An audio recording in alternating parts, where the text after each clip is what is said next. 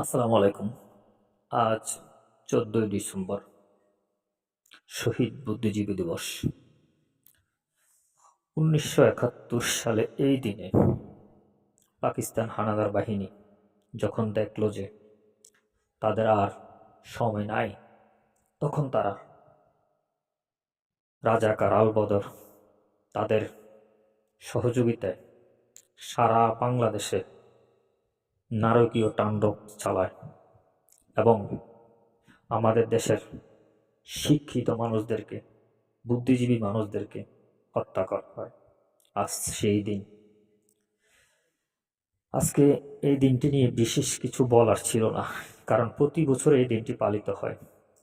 আজকে একটু বলার কারণ হলো, জামাতের নেতারাও আজ বুদ্ধিজীবী দিবসে যাইয়া ফুল দেয়, শুভেচ্ছা জানায়, কথা বলে, হাসি আসে, অথচ ওদের ছত্রছায়ায় পাকিস্তানিরা এই নারকীয় হামলা চালিয়েছিল।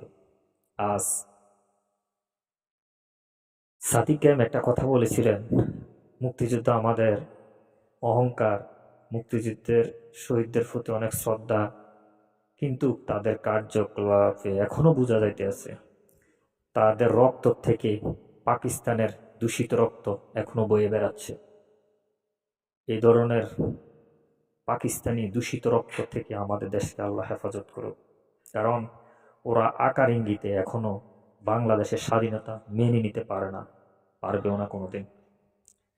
এই জামাত অসংখ্য নেতাকর্মী আছে, এখনো তাদের মধ্যে পাকিস্তান প্রীতি আছে।